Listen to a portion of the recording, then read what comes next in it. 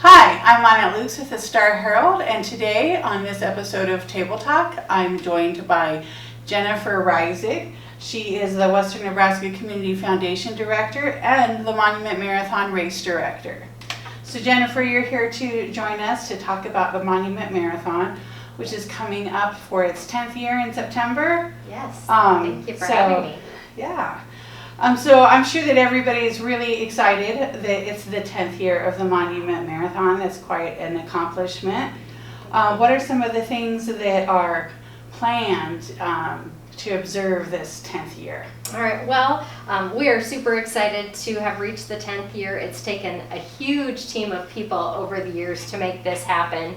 And one of the exciting things for our 10th year is that we are finally adding that half marathon relay distance. That was a distance that we had wanted to add a year ago, and due to the pandemic, we held off on doing that new race distance. So it's just perfect to be able to kick it off for our 10th year. So that's one thing that's new. That's a 3-leg relay on our half marathon course. So it's a chance for runners to get behind the bluff without doing 13 miles. So that's kind of exciting. Because it's our first year for that, we're capping that registration at 30 teams. And so I would encourage people to register for the relay soon, because we do expect the relay to fill up.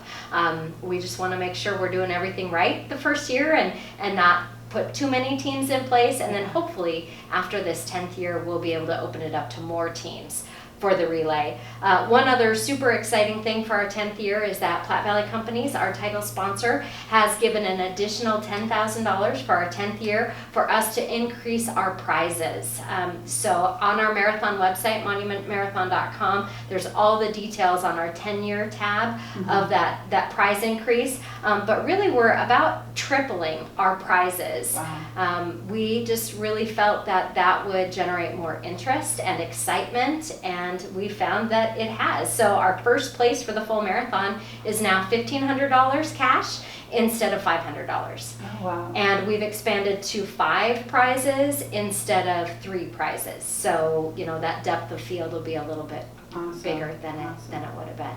And so back to the half marathon relay.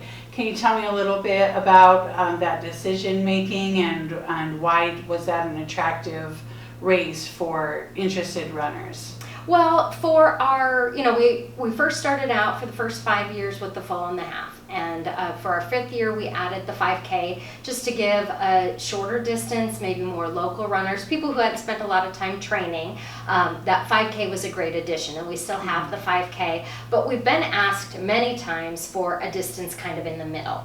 And our course really doesn't lend itself to a 10K very well. Running the 5K twice doesn't work all that well, because you got to deal with 5 Rocks Road and runners out on the road. So, the monument is the size the monument is. So but the idea came up about 2 years ago about maybe we do a relay.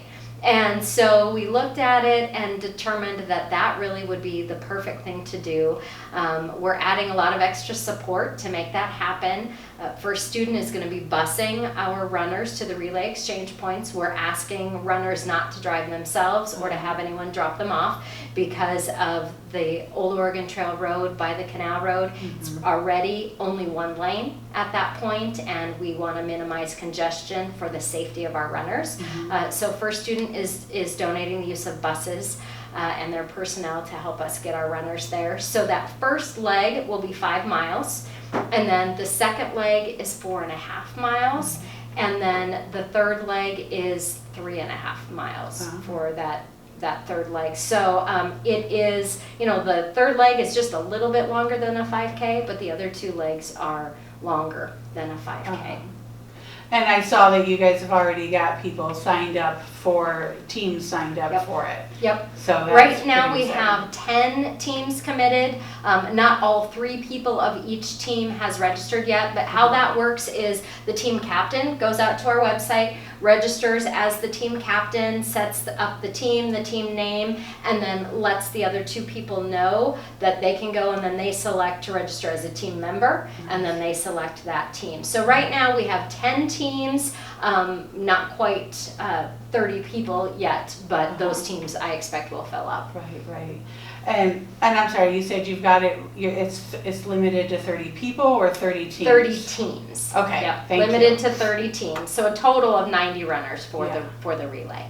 And you mentioned your 5K. Has that been a pretty good success? It really has. We have had, usually those are last minute registrations. As of right now in the 5K, we have 41 people registered in the 5K, but usually we're up over 150 people by race day. That is the most popular race distance to register for on Expo Day. We do take registrations until Expo Day, and lots of last minute people, I want to get involved, or even family members of full and half marathon runners.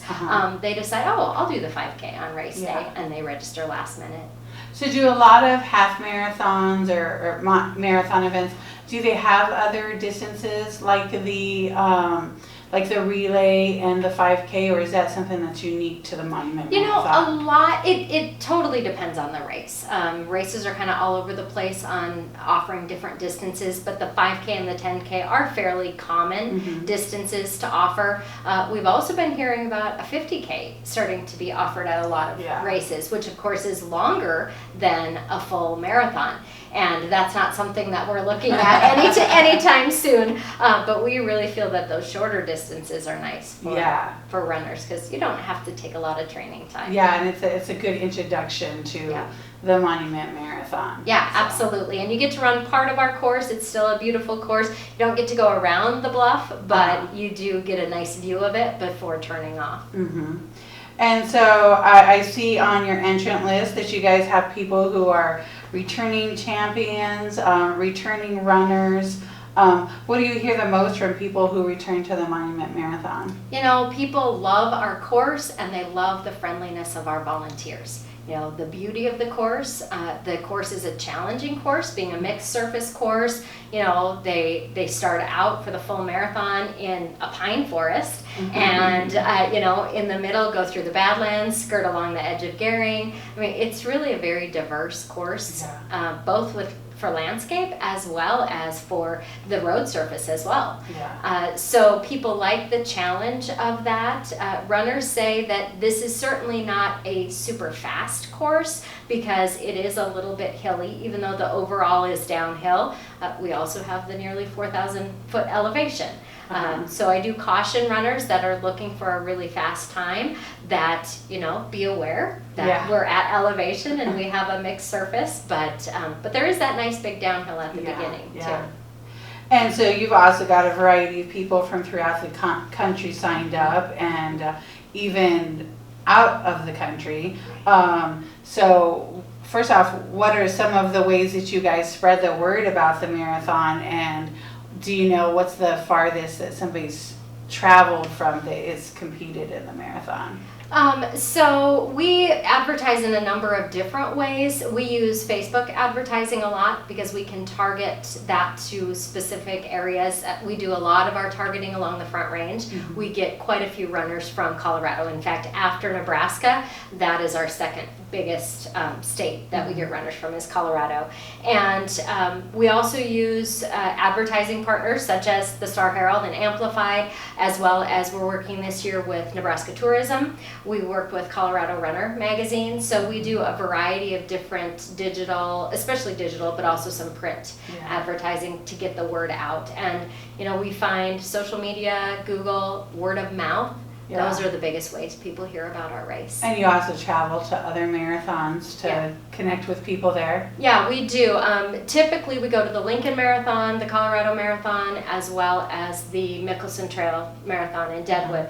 So the past 2 years, of course, in 2020, there weren't any of those other expos happening, so we weren't able to go to any other races and advertise at their expos. This year, the Lincoln Marathon happened, but they did not do an in-person expo, so we weren't able to attend there. Colorado Marathon has changed to October. We have found a lot of the spring races in 2021 have switched to near the time of ours, so that's made it a little bit challenging this year. The Deadwood Marathon did happen. When we were at the Deadwood Marathon working at their expo, we connected with the race director from the Tucson Marathon. And so I will be going and running the half of the Tucson Marathon in December and working the expo there at the Tucson Marathon. So that'll be an exciting chance to get the word out about our race. Tucson draws between 25,000 and 50,000 runners. And so that's an opportunity for us to connect with runners we may not have ever connected with before. And of course it takes a lot of volunteers to pull off an event like the Monument Marathon. So how many volunteers do you try to recruit each year? So it takes about 300 volunteers to make this race happen, and those come from just volunteers in the community as well as businesses that have an aid station or that are a sponsor and want to help us out with volunteers. So we get a great community response, and that's why one of the main things runners say about us is that we have such a friendly group of people. And if I'm interested in being a volunteer, what are maybe some of the ways that I can get involved, and how do I do that? Well, we have course marshals all over the course. What a course marshal does is they help a runner make sure they stay on course. We assign them to key areas where maybe there's a turn or there's a road that we want to make sure a runner doesn't turn down and they keep going straight. So we have 36 course marshals all over, or course marshal spots all over our course. Many of those go throughout the whole day, so we split it up into different times. At the areas where there's a lot of runner traffic going multiple directions, we put more than one person there. So we have a need for a lot of course marshals. We also have a group of bike marshals that help us monitor the entire course, and as well as, you know, aid station volunteers, people that can help ahead of the race. You know, some people aren't available on race day. We need help on Expo Day, which is September 24th at the Civic Center, as well as we do bag stuffing a couple days before the race. We stuff the runner bags with the swag and their bibs and things like that. So all of those are ways we need help. And then also beforehand with course cleanup, afterwards course cleanup, you know, there's a few weeks really of a lot of work that it takes to put this on. So there's lots of ways to get involved. Lots of ways. And on our website, monumentmarathon.com, there's a tab called Get Involved, and that's got all sorts of information about what you can help with, and then a volunteer registration form. Great.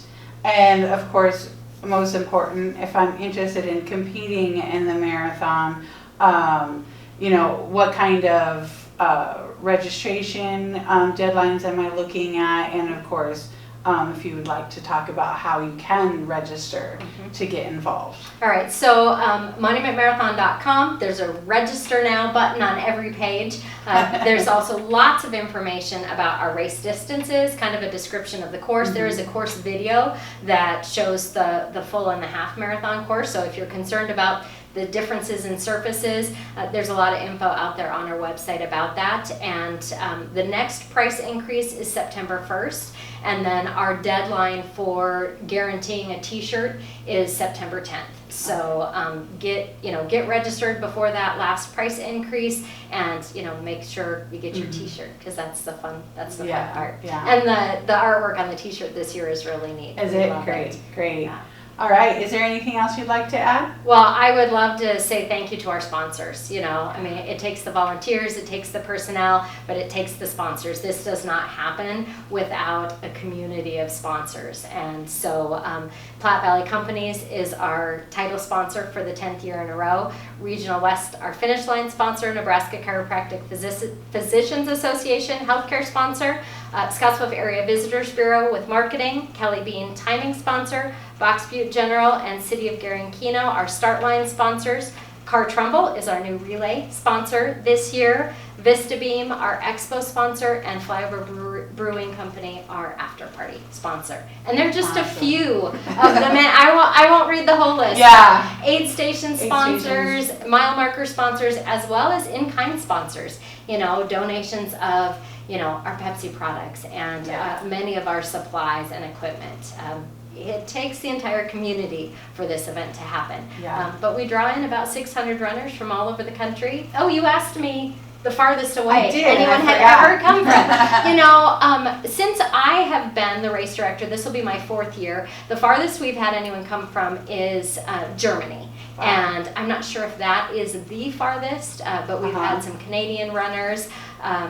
This year we have a couple elite runners that are originally from Kenya that will be coming, but they are actually living in the U.S. Yeah. now. So that doesn't really count. Yeah. And of course we would be remiss to close without mentioning that this is a key fundraiser for the WNCC Foundation. So if you can talk a little bit about that and what benefit comes from the Monument Marathon. Well, and that really was the purpose of starting this race 10 years ago, was that this would be a signature event for the WNCC Foundation, and it is our largest annual fundraiser. We have to date, in the first 9 years, we've raised over $450,000 in support of student scholarships. And our students are out there every year helping on the course, and it's just so neat to see that come full circle. Those students who are benefiting from this race are out there and they're supporting our runners on race day. And it makes a huge impact for our students. And typically during the awards ceremony, people get to hear from some of the people who have benefited from the scholarships. Yes, and that'll be, there's going to be some fun, exciting things happening this year, both at our training and at the award ceremony, where we're going to be doing some special recognition of those people who've been involved all 10 years. Awesome. Great. Well, thank you again for joining us. Thank you. Thank you to our readers for joining us for today's Table Talk. Again, for more information about the Monument Marathon, visit their website, monumentmarathon.com. And of course, you can keep an eye on the Star Herald, print and to starherald.com for more on the Monument Marathon and other community events. Thank you.